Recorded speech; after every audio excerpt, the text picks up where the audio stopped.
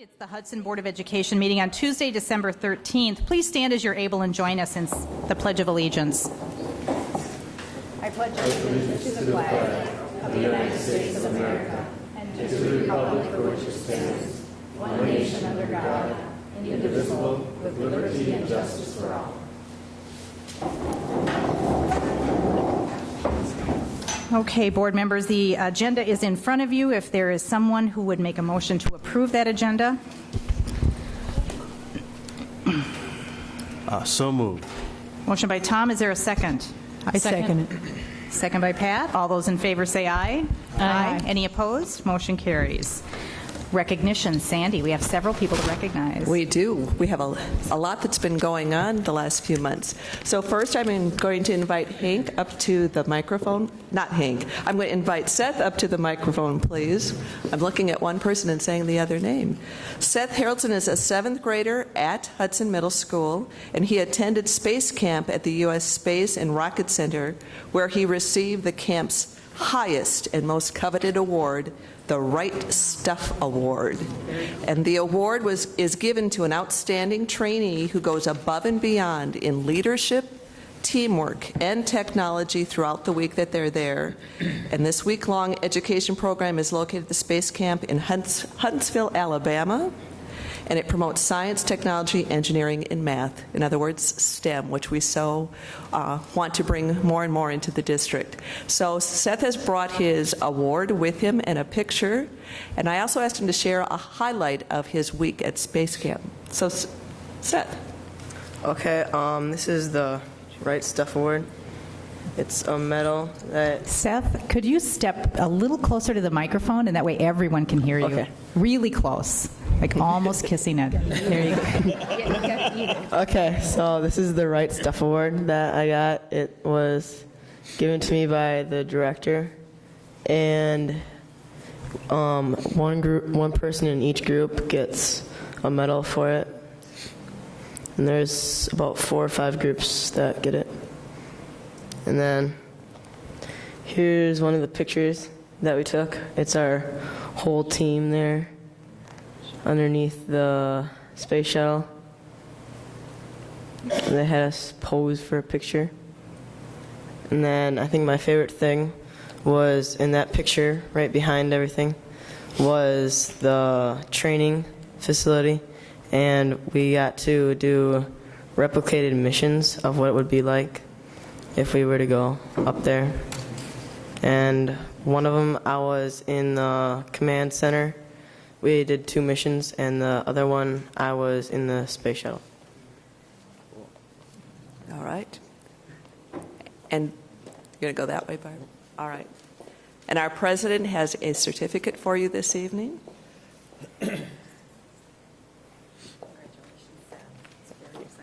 Thank you.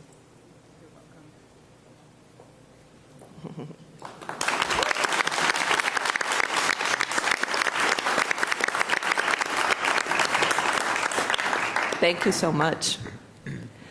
Next, we'll ask Alec Messer to head up to the microphone. Alex is a 8th grader at Hudson Middle School and will travel this summer. I'll let him share some of the places he'll be going. And this is part of the People to People Ambassador program. And I know he'll have meetings with government leaders, visit historic landmarks and museums, and stay in local home during the 3-week visit. So tell us a little bit more about the trip. Well, the trip, it's a trip to Europe over 3 weeks. And we go and we start off in Ireland, and we kind of move down to through the UK, stopping at most of the countries there. And we also get to meet several members of the parliament.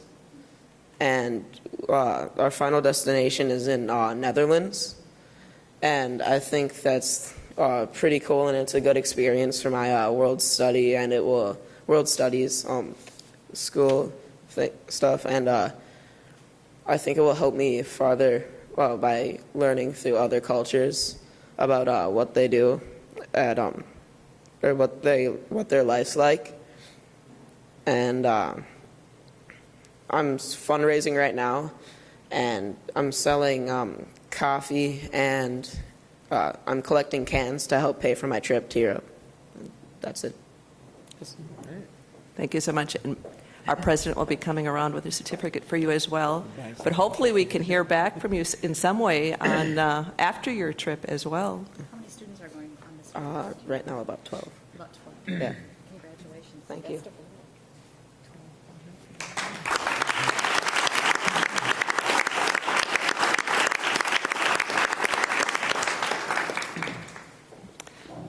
Next, we'll have Hank, and I did not ask, is it Brecky? Am I saying that right? Hank Brecky is to step forward. He's a freshman at Hudson High School. And you can also see here is his ninth grade English teacher, Nikki Benson, who provided some support. Nikki is one of our tech lovers, and she's been working with an iPad in her class, and so there's a little connection here as well. She can maybe tell the story. But Hank, was it just last Monday, was on the Care 11 Sunrise with Tim and Kim talking about the app that he created. So I'm not going to steal any more of his show. Hank, why don't you tell us about this app? Okay, well, in Ms. Benson's class, we have weekly vocab, and since she's so supportive of using technology in the classroom with cell phones and iPods and all of that, I was searching for an app and I just couldn't find one in the App Store, so I just created one myself. Doesn't sound very easy. So what does it do exactly? Well, you can add your own flashcards. Like, you can add one side and add details on the back side, and then from that you can study it, and it'll let you rate them, and then it'll organize it based on what you know and what you don't know. And as you use it, it'll learn more and more about you. All right. So those of us who might want to check it out, we can go to the store and download. There's, I think, a free version and a pay version, correct? Yeah, if you download it from the App Store, you can get a free version, and you'll have at most 10 cards, and then you can pay $1.99 and get unlimited. Very good. Nikki, did you want to say Thanks. anything? Yes, Hank is very modest when it comes to this. So another English 9 and Rich teacher and I, Susie Anderson and I, we've been trying to find some way to make our vocab a little bit more accessible for the kids too. And so we've been playing around with our smart boards, and all of a sudden Hank comes in and he's just like, I'll make it. And of course that blew us away, and I saw, well, Hank would come in with his drawings, because the process for making the app, like you had, do you want to talk about the process of how it gets created?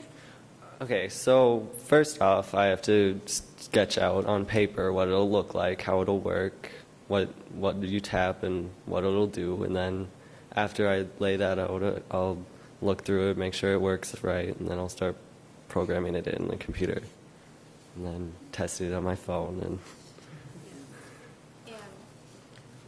The app itself works really well. Obviously, as soon as it was ready to go, Hank would give me updates when it would be ready. Downloaded it, paid for it right away, and we've been using it for vocab. I actually use it with my daughter, who's a 3rd grader at Prairie, for her times tables. So she and my husband race to get the right answer. I mean, it's so versatile that the fact that he made it for vocabulary, but you can use it for so many other reasons. So it's just a really great way for the kids to be able to interact with what they're doing in class with technology. So on Mondays, I say, okay, get out your flashcards or your cell phones for the app.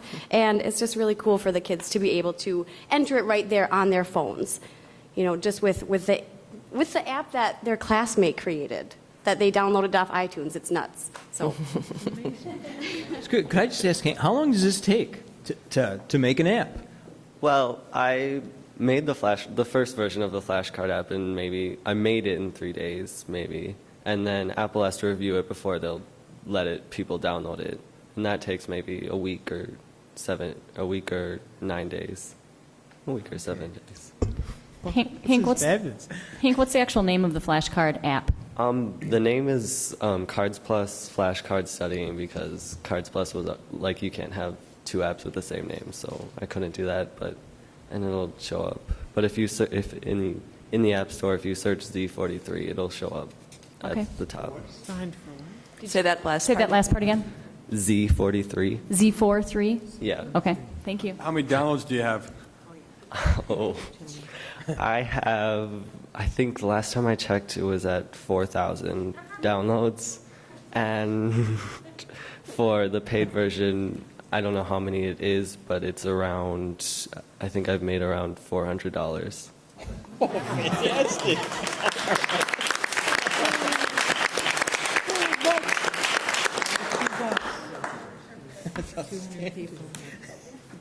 So a student who's actually living the dream right here. Right? All right. Now I'd like to invite Violet up to the microphone.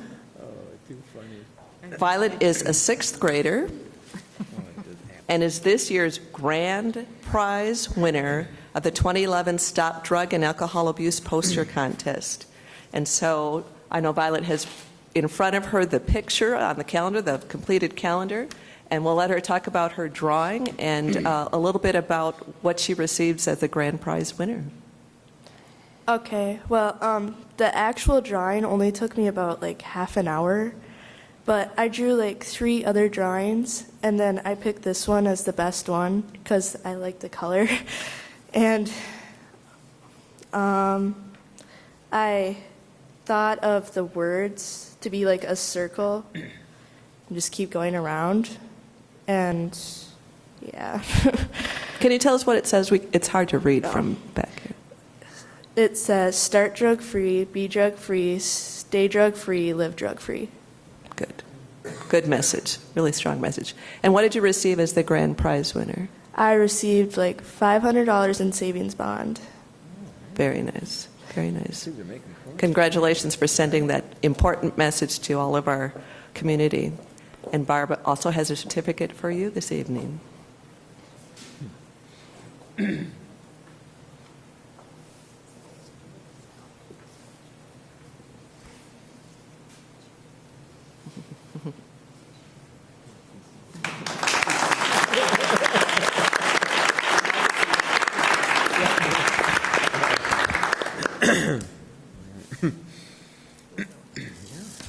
Okay, the next item on the agenda is the superintendent's report. Mary, I'll turn it over to you. Thanks, Madam President. I'd first like to talk about some statewide presentations. Members of our school community are sharing our practices.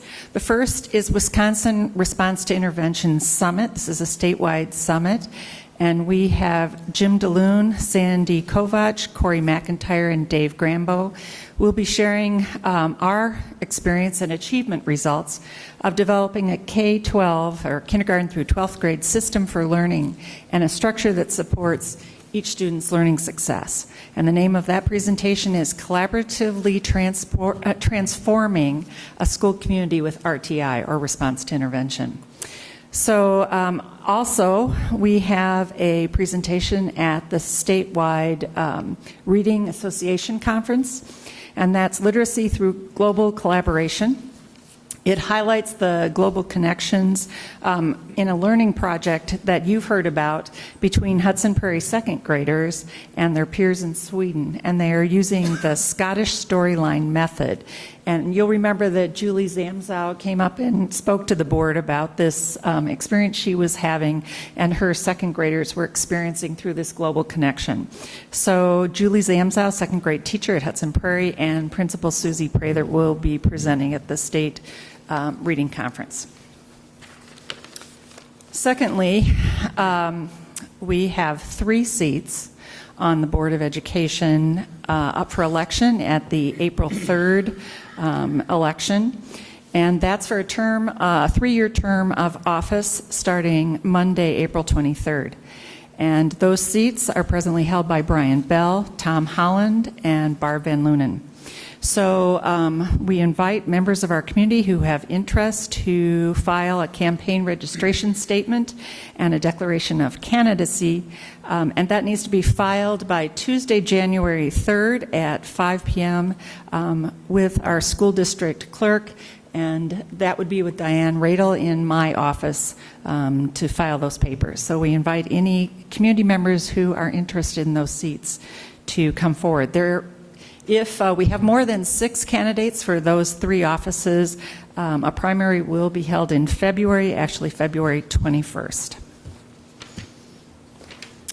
And then moving along, the next thing is the Hudson employee contribution to United Way. Certainly United Way is a very valuable organization in our community that serves those most in need and is the community safety net. We thank all of our employees for their generous giving once more, giving over $20,000 to support the United Way's efforts and support those in need. This includes Hudson School District students and Hudson School District families as well.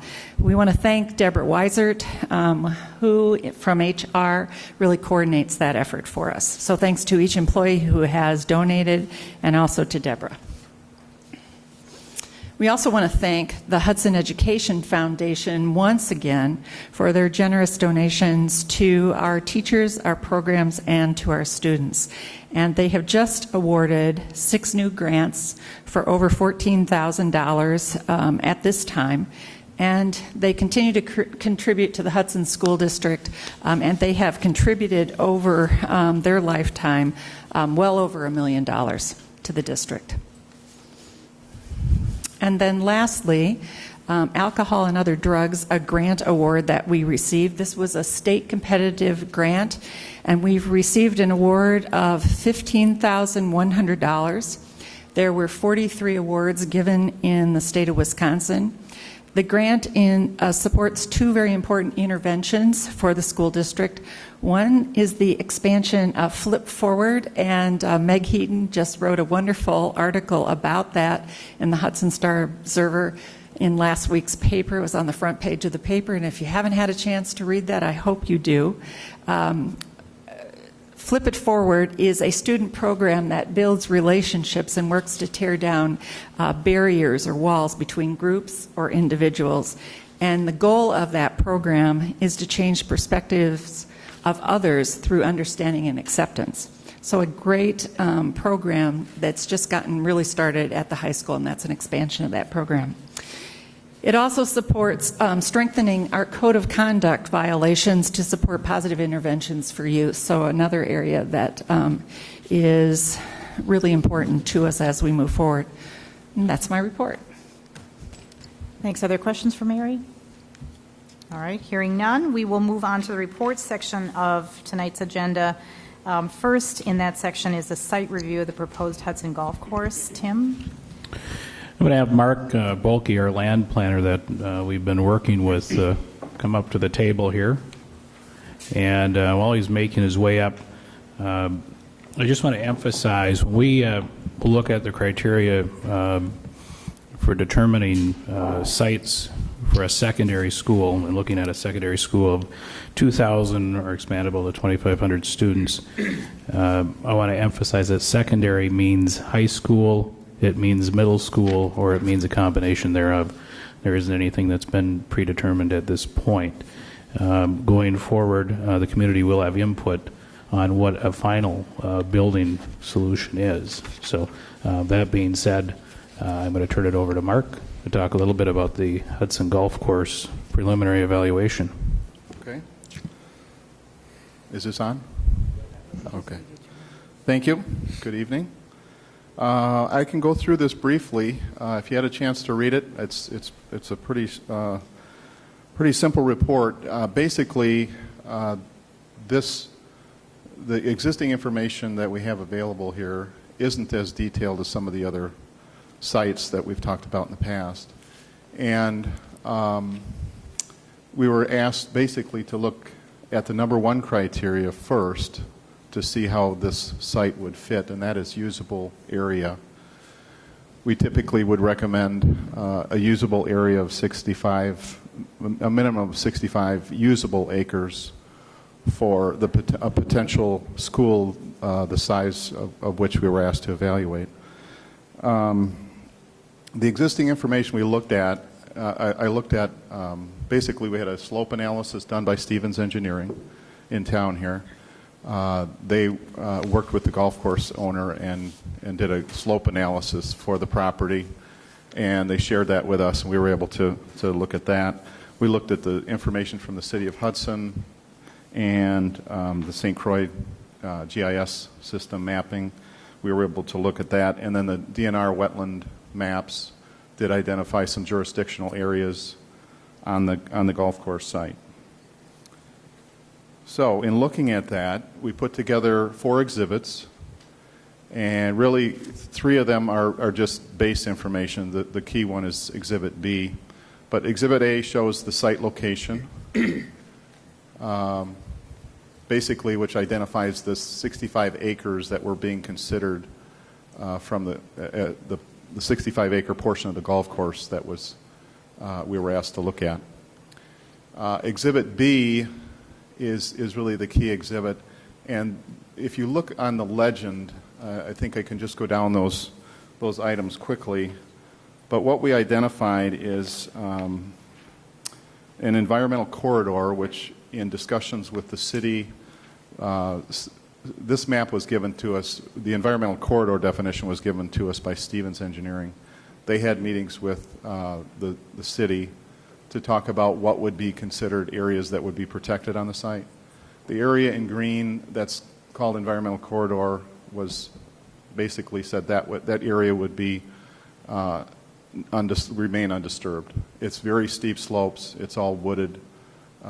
There's other areas that are steep and wooded on the site too, but these were there's kind of it's a lineal feature that goes through the site, and they really felt it was an important environmental feature that should be maintained. And that area, to give you some idea, is about 6 acres, that green environmental corridor. And then there's a wetland zone identified on here, which is basically the areas. The best information we had was off the wetland mapping by DNR. That is the area that was shown as a jurisdictional pond or wetland on their mapping. And then typically there would be a buffer zone required around that of 50 to 75 feet. We showed a 50-foot buffer around those jurisdictional areas and identified those in the color, the bluish color on the map. That area also is plus or minus 6 acres, and these are all approximate because we don't have exact delineations of the areas yet. The third category is wetland indicator soils. That was on the DNR wetland map also. Those are soils that are identified as potential wetland zones. So they're not as easily identified as wetlands, but the DNR identifies those because they're I guess you'd call them questionable areas that should be looked at in more detail. So there's a chance that some of those areas could contain wetlands also. That area on the map is about 4 acres of area. And then the next category is slopes over 12%. This comes off the slope analysis done by Stevens, which I did include as Exhibit C. And the reason I included it is because that map actually defines the slopes into 3 categories. The 20 and 25% we would consider extreme slopes for this type of development. And those areas are highlighted on the Stevens map. It's hard to see on here, but on the exhibit that you were given, or if you got a copy, hopefully it's easier to read. But we showed all of the slopes over 12% that were off of the slope analysis on our site analysis, Exhibit B. And all of those areas are going to be, they would be areas that would need extreme grading. So we classified those as limited development areas. Anything, when you see the large areas of 12% minimum, and some of them very extreme at 25% and over, those areas are going to be difficult to deal with. And when you develop a property that has those kinds of slopes, it takes away usable acreage because you have to deal with those slopes. So there'd be terracing or things like that would have to be used to accommodate that, and those things eat up additional land. The last thing on in the legend is just identifies where we showed spot elevations on here on Exhibit B. And the reason we did that is to show you the extreme elevation changes here, and I'll give you a couple examples. If you look in the upper right-hand corner, there's a 768 elevation, and not too far from that, only several hundred feet from that, it's almost 100 feet higher. So there's some really extreme areas of slope in here that would be challenging to deal with. Another example is if you look at the largest pond in the kind of in the middle of the diagram. There's a pond there, and then there's a pond on the north or the right-hand side of the diagram. There's a 100-foot difference between the elevation of one pond and the other. Again, a very extreme elevation difference to deal with. So, in looking at that, adding up those acreages that we could calculate and making some assumptions based on experience with dealing with these kinds of slopes, our estimate would be that the usable area here for this type of use would be 40 to 45 acres. That, by our experience and by definitions from other sources, such as the Wisconsin Association of School Boards, doesn't fit the criteria or doesn't fit the usable acreage that's recommended for a large secondary school. So our conclusion in simple terms would be that this is would not be a desirable site to plan for your future for a large secondary school need because of that usable acreage. There are other issues on site. We weren't asked to evaluate those in detail because that would take more effort. If it doesn't meet the first filter, maybe we don't need to go further. But the site, the way it's defined on there right now, is dependent on a road that so far I haven't heard anyone volunteer to pay for. There's a major road going through the site that's proposed. That's all conceptual at this point. And if you'll note on the property that would remain under the current ownership or be sold for commercial development, the elevations there are very extreme also. So I'd be concerned that whoever develops the 65 acres is going to be pretty dependent on whoever develops the rest of the property for a road, for grades that need to match up. So there's a lot of unknowns. Another issue would be, I know traffic is extreme in this area already, and if this were all developed as commercial property, and I've heard some other things about some potential commercial development, additional commercial development in the area, obviously there'd be a tremendous amount of traffic and possibly off-site road improvements, stoplights, turn lanes, and obviously the extreme traffic could be an issue with a large school development. That's pretty much what I had, and I'd be glad to answer any questions. Are there questions from the board? Madam President, Lynn. can you explain what Exhibit D was outlining? I don't think we went over that, or if I did, I didn't understand it. It's Exhibit D? Yes. Yes, that basically I included it because we used that information to create Exhibit B. Exhibit D in the report is basically just a map from the wetland, the DNR wetland inventory website. And you can pull those up and use those as a resource whenever you're looking at land purchase or developing land. And it's basically an existing resource. It identifies areas that are jurisdictional in their opinion at this time without further delineation. So it's basically just some base information. Okay. Also, I was wondering on when you were talking about the wetlands and the wetland delineation, does the DNR ever look at swapping out wetlands with other area that's contiguous, or? Yeah, that's a really hard question to answer. I've tried to ask that question many times over many years, and every situation is a little different. Okay. We've had difficulty trying to get preliminary answers from the DNR before we submit. Typically, they want it to be the level of where you're submitting a permit application before they'll give you an answer. Okay. So has it happened? I think it has. I think there's been situations where ponds or wetlands, for whatever reason, are allowed. Sometimes they are allowed to be filled or minimized, and you can mitigate, create other wetlands on site, or there are wetland banks. It changes so often, and I can't predict what could happen here. So all I could do was use the information I had. Okay. And then your usable square footage or your usable acreage doesn't consider any requirements the city would have as far as setback requirements, additional ponding requirements?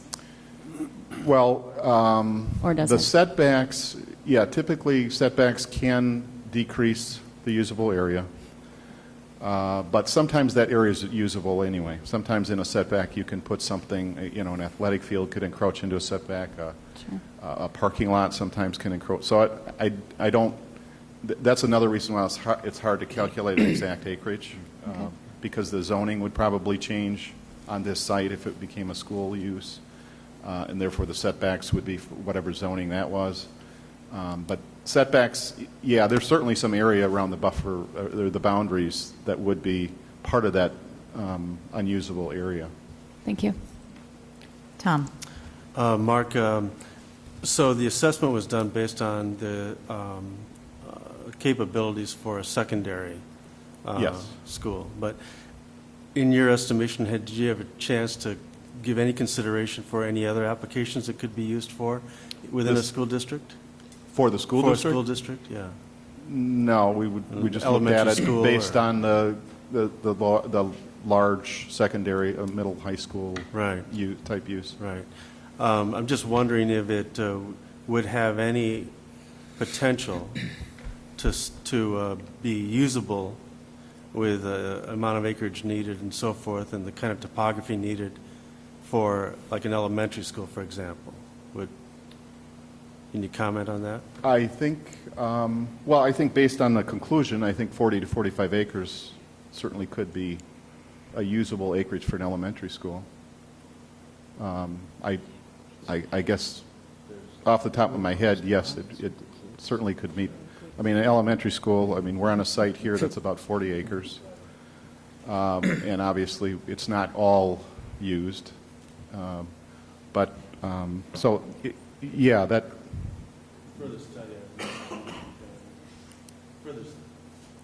Further study would have to be done, I imagine, for that as well. Yeah, and I think I'd go back to the concerns I brought up at the end of in my comments a few minutes ago. Is there are other issues involved with this, Yeah. and I think a lot of those things would, in your best interest, would need to be defined. Sure. The traffic issues, the road issues, the utility issues, and things like that. Right. Okay. Other questions? Madam President, can I just add something? As we've had discussions with the owner and his representatives, he's identified this site as a potential donation to the school district just for a secondary school. So that's why it was evaluated just for the middle school, high school solution. Mark. Thank you, Madam President. Mark, if I wanted to assign a grade to this site, and we're a school district, so that's a fun way to do it, would I be fair to give this site an F as a site for a large secondary school? Come on. It would be right there, yeah. Okay. And when I say that, I guess I'll throw in one caveat, is that we were looking at it for a large secondary school. Right. There's the other issues I talked about, which I think bring that grade down also.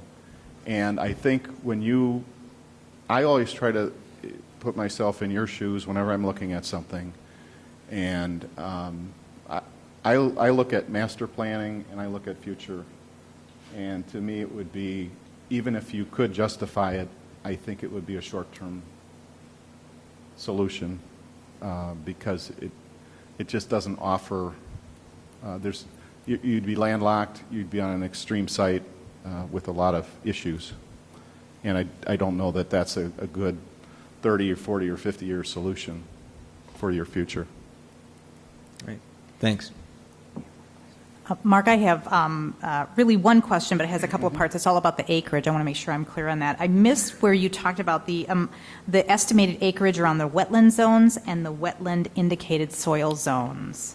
Okay, the environmental corridor, and these are, if I could give them ranges, I would. Yep. If I say 6 acres, it probably means 5 to 7, Sure. somewhere in there. So Yep. 6 or plus or minus 6 for the environmental corridor, Yep. plus or minus 6 for the wetland zone, plus or minus 4 for the wetland indicator soils. Okay.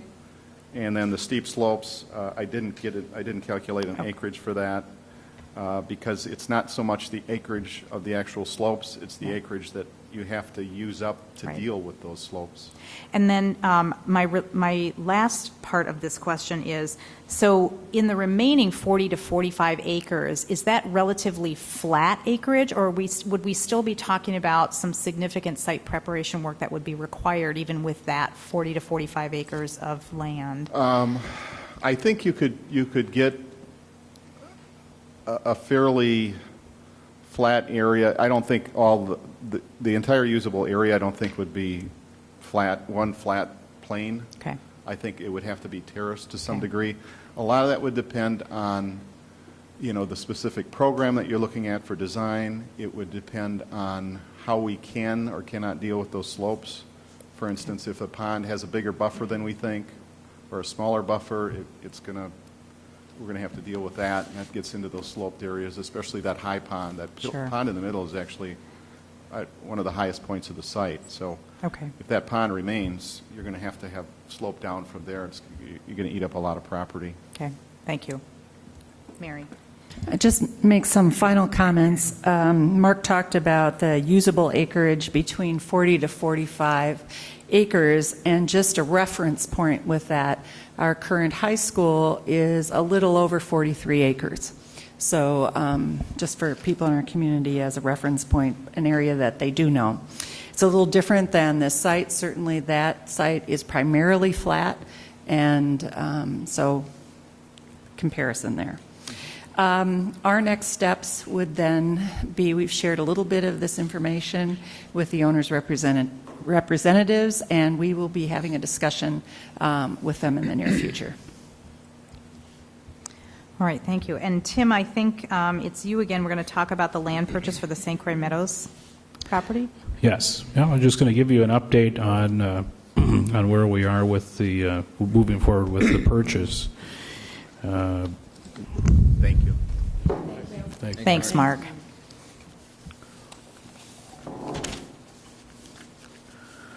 There's several steps that we've got to take leading up to the referendum, and there's several reports, including a Phase 1 environmental report, where that is in progress right now on this for the site, and that will be examining any environmental issues with the site. We expect to have that report by the end of this week.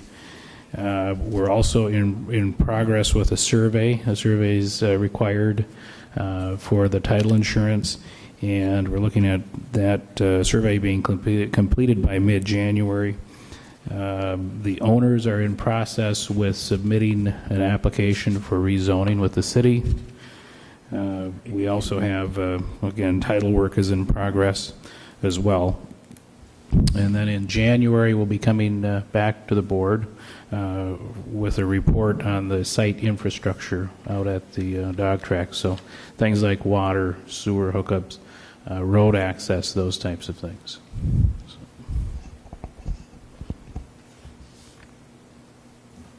Is that it, Tim? Any questions it, for Tim yeah. on Tom? Just a comment and maybe just a clarification. In our discussions in the Facilities and Grounds Committee, we talked about a resolution for purchase of land to be timed with the potential of an approval at a referendum in April. And with new legislation in the state now, we're required for a 70-day period requirement to get that resolution on the books before. So that's another item that will be coming before, I think, this board in January. Is that correct? You're absolutely correct. Yes, there will be a resolution that will be drafted for the board to take action on, and like Tom mentioned, that is there's been a change in an election law, and so that's due 70 days prior to any referendum. So that will be coming in January as well. All right, and Tim, it looks like you're going to take us home under reports with the middle school forest outdoor classroom report. Yes. The district, through the work of Cindy Landers, our middle school science teacher, was a recipient of a WEEB, a Wisconsin Environmental Education Board grant. And through that grant, one of the goals of that grant was to develop an outdoor classroom. And that is in progress. We're happy to say that that is in progress right now. And the outdoor classroom consists of a 20, let's see, get the measurements here. It's a 24 by 30 pavilion type structure. It's got a roof. It will have a concrete slab. It will have room for storage. It's going to be located on the east side of the middle school property near the school forest. In fact, the site work's been done. Zappa did the site work out there. There are sonnet tubes in the ground, so footings will be poured soon. Slab will be poured, and construction will continue throughout the winter here. So this is going to be a very, very nice outdoor classroom for our students, and keeping with the environmental learning that's happening within the district here. And with that, we've got several people that have volunteered to donate to help put this structure in place. And so it includes Sustain Hudson, Hudson Daybreak Rotary, our Sustainability Club at the high school, and as well a special mention for Stu Erickson, who's heading a lot of this up and coordinating the volunteer work. So we certainly want to recognize all of those folks, as well as Cindy Landers. She's put forth a tremendous effort to get the grant and to coordinate and get volunteers active with the whole process. So it's just a great thing to be able to have. So I just want to give you an update on that and recognize all of those community partners. All right, thanks, Tim. And thanks to, please, Dan has a question. Tim, not so much a question about this, but just curious about the grant process in terms of, I know faculty, staff have a lot of opportunities to apply for different grants. Is there a process where those grants are always vetted through your office, or can you talk a little bit about that process? Right. This grant we worked through our various offices with this grant. There were some amendments and some timeline implications in this grant process. There wasn't a lot of time to always go through the normal process with it, but yeah, most of our grants go through our office. Yes. All right. Thanks. So again, thanks, Tim, and thanks to those folks that are working with the district and Cindy Landers at the Middle High to develop that pavilion. Are there any citizens' requests to speak, Diane? No. Thank you. And so now we are in the topics for action, and the first item in that section of the agenda tonight is to appoint the deputy clerk for our spring election. Madam President and board members, I would again recommend to you that Financial Services Director Tim Erickson be appointed as the deputy clerk for the spring school board election, and with secretarial assistance by the executive administrative assistant, Diane Radel. Is there a motion? Motion by Dan. Is there a second? Second. Second by Brian. All those in favor say aye. Aye. Any opposed? Motion carries. Thanks, Tim and Diane. Next item is approval of the high school courses. Sandy. Thank you. This evening we come with 6 course proposals, working closely with high school staff as well as Principal Laura Love, looking at some opportunities for our students. Many are continuations of programs that we have started in the recently in the last 2 to 3 years. So the first course is Engineering Design and Development, or what is referred to in the PLTW world as EDD. And this is the fourth in the series of the PLTW sequence. As you recall, we brought in Intro to Engineering, Principles of Engineering, and then this year our new course is Digital Electronics. And so we would have now this capstone project, and that is truly what it is. It is a team of students who will work on a project to design and develop an original solution to an open-ended technical problem and then have a presentation.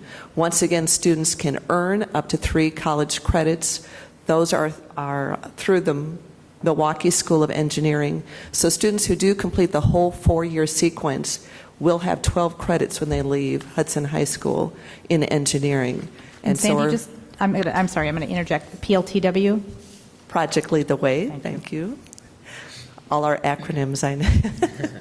We need a little glossary. So when we're looking at preparing students for post-secondary success, as our district vision states, this is one of those wonderful opportunities to do that. Dan Weiland will be going to training again this summer. This is his then 4th summer to go through training. That's a requirement of the course, to go through a 2-week training. So then it is national curriculum and national assessments that the students participate in.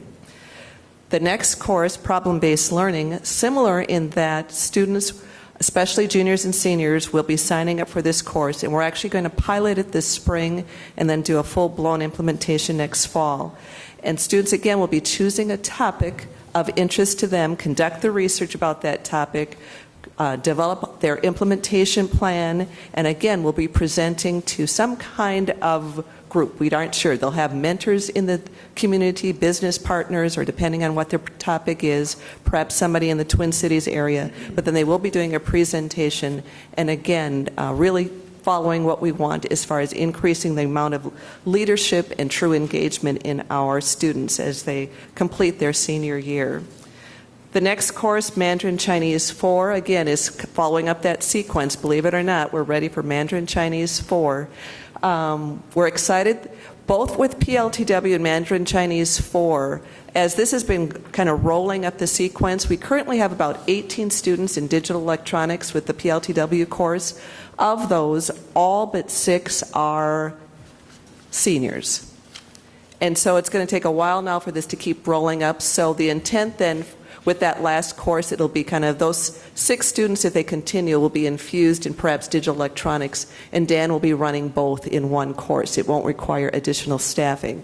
Mandarin Chinese is similar. We have a really strong showing in Mandarin Chinese 2. We only have perhaps a dozen students in Mandarin Chinese 3, so most likely it will be a Mandarin Chinese 3/4 next year until things roll up and we can sustain it. So many of these are increased opportunities for students, but most likely will not require additional staffing. The next course, Machine Tool Theory, runs that same kind of gamut. Currently, Tom Klatt deals with our welding and some of our machine tool opportunities that are currently there for students. I've been working with Laura Love, principal at Hudson High School, as well as Melissa Hansen, our CTE coordinator, Career and Technical Ed coordinator, who is working very hard to, again, live our vision and do more with transcripted credit. That is a connection then with our technical colleges, especially WITC, so that students who complete machine tool theory will in essence then have credits with WITC when they leave the high school. And so we're really looking at all of our CTE offerings and trying to do more transcripted credit. So again, there'll probably be a small number of students who will have the prerequisites and can take machine tool theory. Tom will infuse them into current courses, but again, they can come out of the system with transcripted credit, in essence, college credit.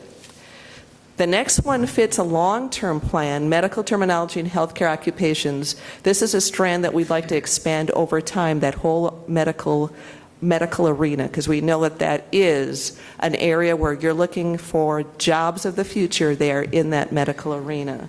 This course will be placed in family consumer education, and again, we are working with WITC so that it will be transcripted. So again, students that go on will have WITC credit. And then our last course, Civil Engineering and Architecture, is actually one of the offerings of Project Lead the Way, but it's a specialized course. And so it doesn't have to follow the ordinary sequence. Students, after just having their first initial Project Lead the Way course, the Intro to Engineering, will be allowed to take this course, although they still feel it's more prone for 11th and 12th graders because of the difficulty of the course. Derek Shaka, technology ed teacher, will be going and taking this course. The teachers are considering having this course, though, as an every other year option, and then they will be replacing one of our current architecture courses with this option that you see before you. And again, this one also then comes with students may earn 3 college credits. So what I really want to emphasize tonight is just our attempts to really live the vision of having students be ready for post-secondary experience through all the options of college credit availability as well as transcripted technical college credits. We're really excited to present that to you this evening. Thanks, Sandy. Other questions? No?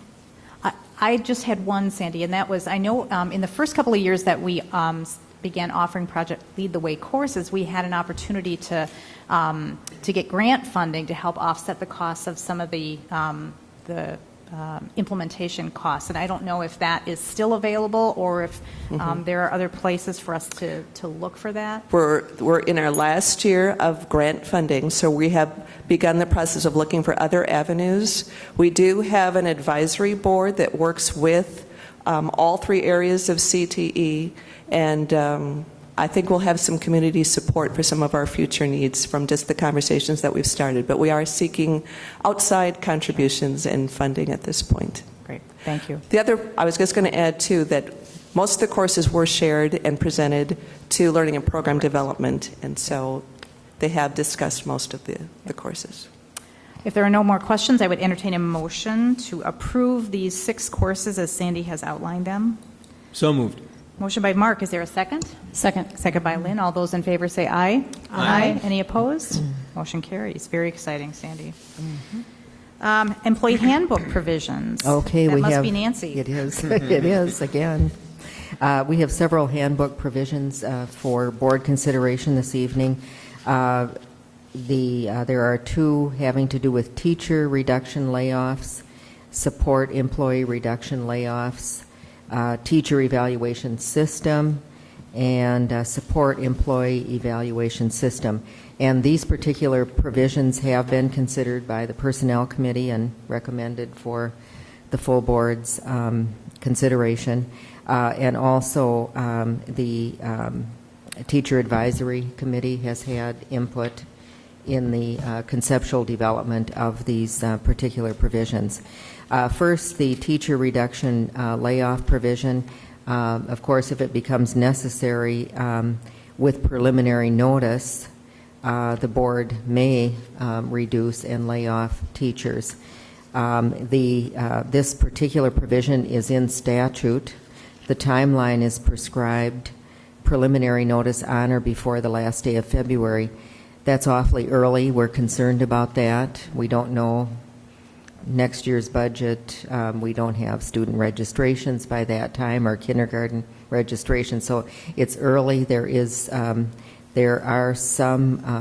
discussion relative to changing that law, but we're not sure about that. But that's why the language in the provision says, unless there is a change in the law requiring this timeline. And if you remember, we used to be governed, the teacher layoffs and reductions used to be governed by the collective bargaining agreement, and it was a May 1st timeline, which was a whole lot more practical for us. But with the passage of the budget repair bill, both the non-renewal of teachers and the reduction and layoff of teachers would be governed by the same statute, which puts us at the last day of February. Moving on, within that provision, we of course would, as we have in the past, we would consider attrition before we would identify teachers for layoff or reduction.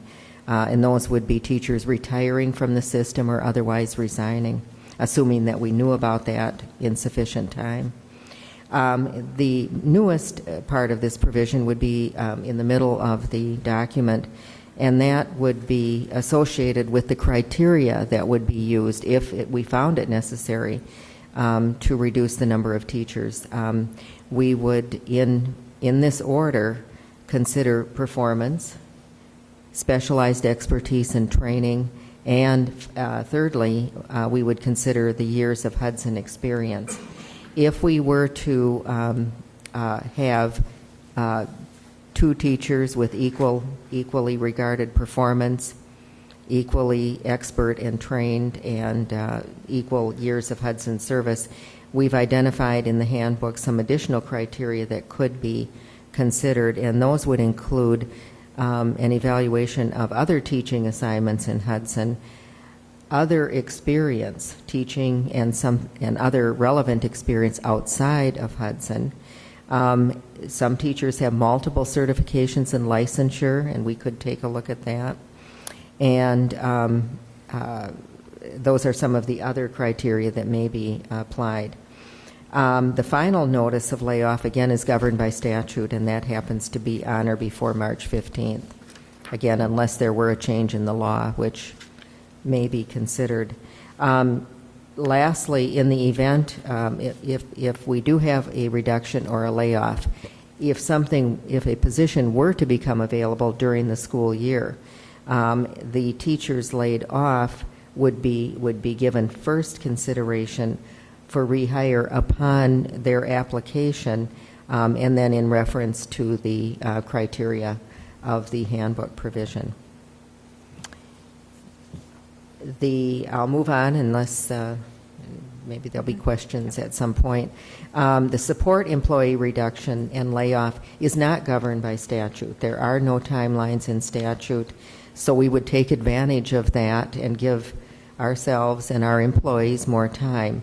And so that preliminary notice we are suggesting in this provision be on or before May 1st, toward the end of the school year, again, to give consideration to our employees and also to help us with planning. Again, we would apply attrition. We would, after we look first at the classification, we're looking at custodial, secretarial, nutritional services, education assistance, different jobs, different classifications.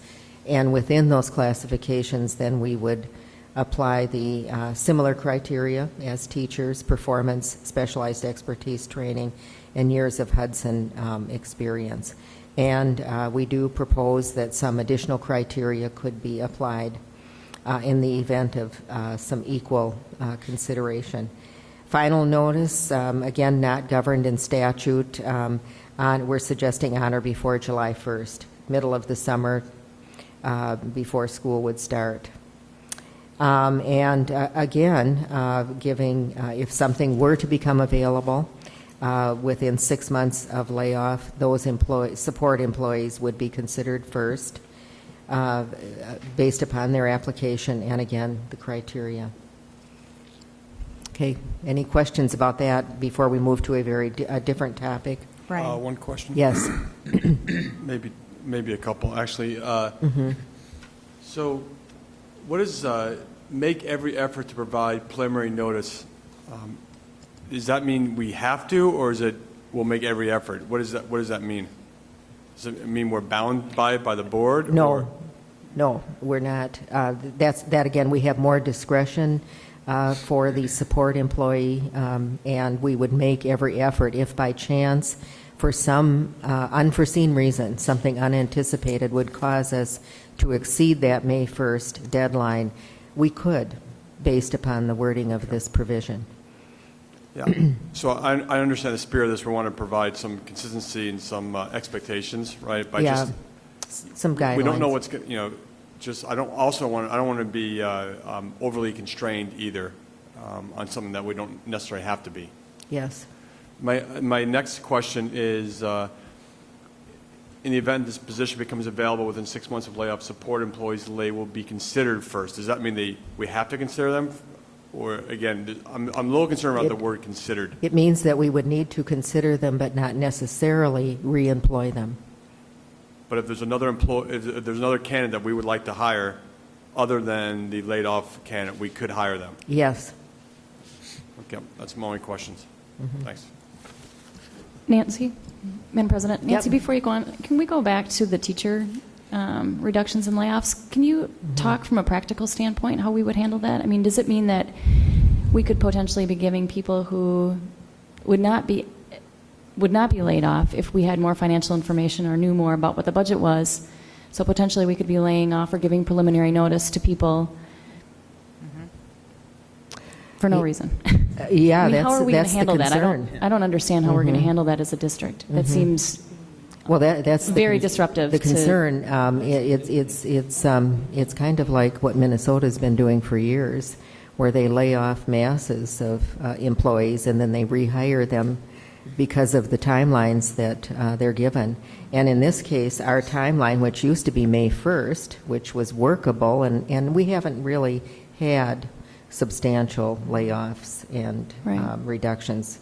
But the May 1st was much more workable, but now that's moved back to a much earlier timeline, and that does concern us greatly. And we may need to, in order to protect the district and its financial wherewithal, we may need to lay off or reduce more than we would have had we been able to consider this later.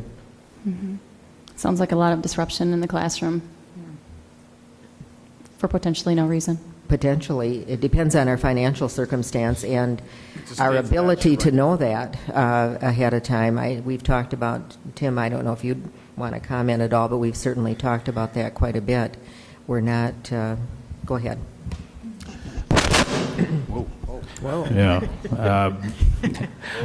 Other than, yes, that would put us in a situation very similar to Minnesota. Coming from Minnesota, that is the practice. It's very unfortunate, but we're dealt with the timelines we're given here, and certainly try to minimize that, but the timeline does make it very difficult for us based on the timing that we get our financial information from the state.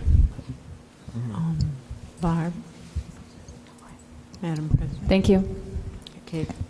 Madam President.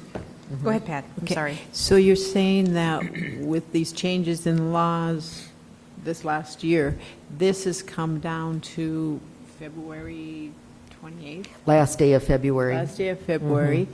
But it can be changed in the law up in Madison if we get on the phone and start calling and going, hey, what are you doing?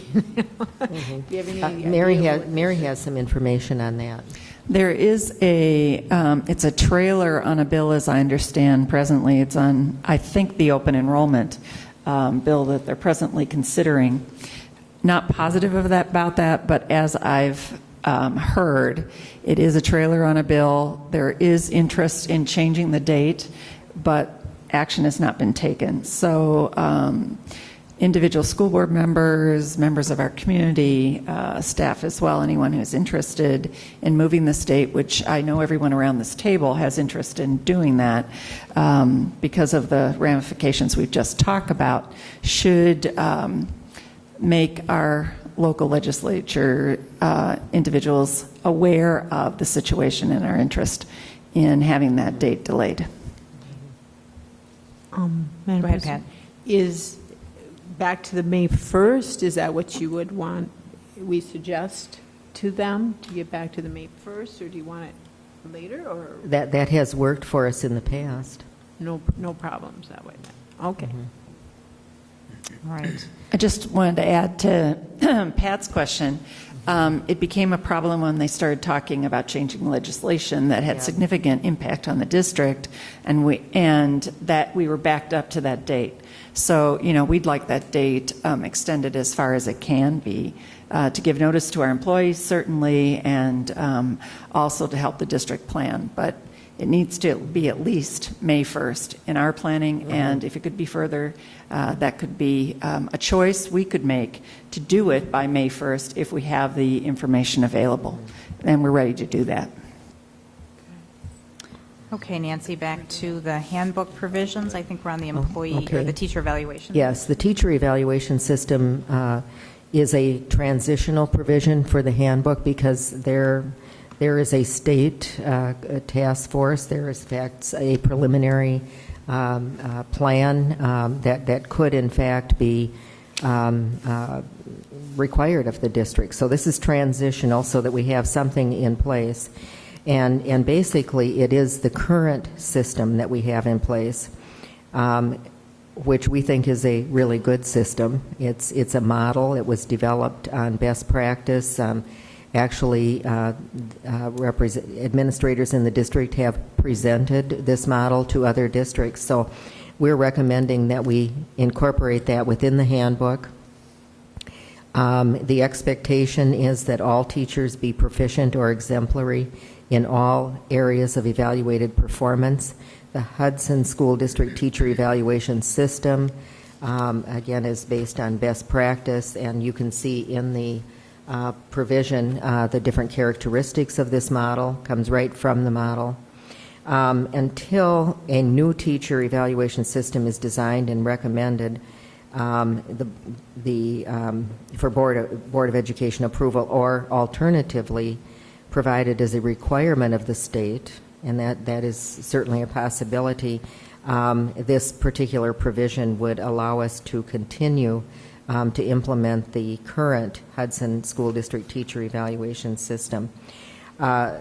This provision also references state statute, which requires that all teachers in their first year be formally evaluated and provided a written evaluation, and the law indicates every 3 years thereafter. However, we have policy and administrative guidelines in place that require us, and this has been our practice for several years now, to evaluate teachers every year during the first 3 years of their teaching in Hudson, and that coincides with their probationary term of 3 years. And so that is detailed in the provision, this handbook provision. So that's essentially that. It's just an approval of to continue implementing what we're currently implementing and informing teachers of that. I'll move to the support Nancy, employee. could I just add something? Yep. The reason that this handbook provision references a statewide system possibly being put into place. There is a statewide design team who has a preliminary report out about a statewide teacher evaluation system. And board members Lynn Robson and Brian Bell attended a WASB, Wisconsin Association of School Boards session on that statewide system called Educator Effectiveness. And that is to be in place by the plan that has been put forth by the state 2014-2015. So it at this point lacks funding, doesn't have funding behind it. So we don't know where it's going to proceed or how it's going to proceed, but it is something that we're staying very connected to and starting to move forward as a district to prepare for that. We have a committee that's forming. Our teacher advisory committee has had various information about that and been kept up to date. And Dave Grambo will be leading a team of teachers and administrators to start working on our own system that aligns with that, but doing preliminary work that doesn't require us to go that direction unless the state would require it at a later date. Good, thank you. The support employee evaluation system references existing policy and procedure, and of course all employees, whatever position they occupy, have an important role in our efforts to provide a successful learning experience for our students.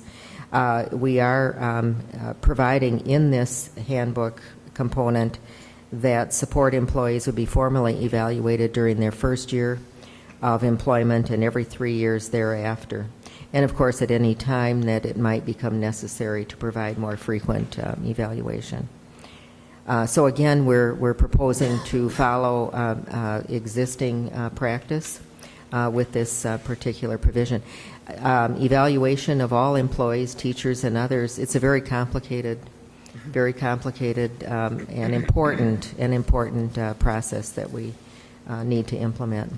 Any questions? Are there any other questions for Nancy? All right. So is there someone who would make a motion to approve those 4 handbook provisions that Nancy's reviewed with us tonight? I'd so move. Motion by Pat, a second? Second. Second by Brian. All those in favor say aye. Aye. Any opposed? Motion carries. Thanks, Nancy. Consent agenda items, if someone would be willing to make the motion, reading the language associated with the disbursements. Madam President, I move to approve the consent agenda and move that the Director of Financial Services be authorized to pay bills in the amount of $2,099,528.60. All right. Motion by Lynn. Is there a second? Second by Dan. All those in favor say aye. Aye. Any opposed? Motion carries. Committee reports, Facilities and Grounds, Tom Holland. The Facilities and Grounds Committee met November 28th, and we had 3 agenda items, 2 of which were gone over tonight in this meeting pretty extensively.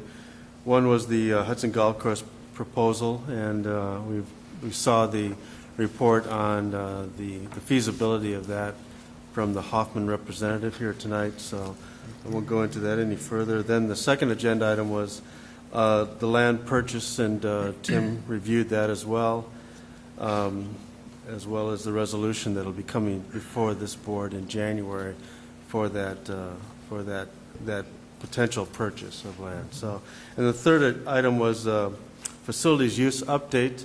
We're continuing to work with area associations on the demand of facilities in our district, wanting to make sure that we are fair and prioritizing the accessibility of those facilities based on the criteria that's been laid out in our board policy recommended by the Facilities Committee.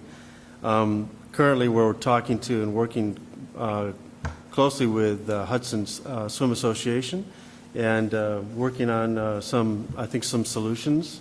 It's a congenial approach, and so I think I'm hopeful that we'll come to some satisfactory resolutions to all the needs of our district, including those taxpayers that want to use the facilities in open access as well. So with that, then I'll just take questions if there's any.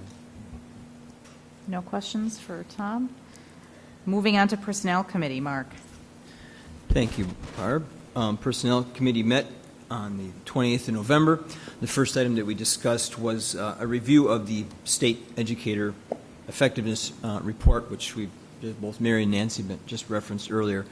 Just my editorial comment that I think what at least is in the design team's hopper right now is unnecessarily complex. So I'm hoping that it does look different as it is continually refined, and perhaps we maybe would be able to keep our own system, which I'm a big fan of. So that's, and as Mary I think had also said, it's about a 3-year timeline for implementation, so it is out there a bit. So I'll remain hopeful on that. And then we discussed and approved all the various handbook provisions that we've just approved regarding the layoffs, evaluation systems that we currently have, et cetera. We discussed and came up with 3 options for the middle school in-school suspension staffing. Discussed the Hudson WCEA Teachers Union recertification election, which I believe is now taken place, and I believe it was approved by something north of 60%. Am I be confirmed that? I think that's what I saw. And lastly, we had a closed session to discuss a grievance hearing and a disciplinary matter. Okay. Questions for Mark? No. All right. We do have a closed session this evening, so and for those of you who are in the audience, we will not be returning to open session. If there is a board member who would make the motion using the language that's printed on the agenda. I move. Come on. Madam President, I move adjournment to closed session pursuant to Wisconsin Statutes 19.85, Parent 1, Parent A, to deliberate to deliberate concerning a grievance hearing, Parent B, Parent F, to consider disciplinary data and personnel problems of specific employees which, if discussed in public, would be likely to have a substantial adverse effect upon any person referred to in such data. So a motion by Tom, is there a second? Second. Second by Brian, roll call vote. Bell, aye. Robson, aye. Holland, aye. Van Loon and I. Chairman, aye. Kaiser shot aye. We are adjourned to closed session.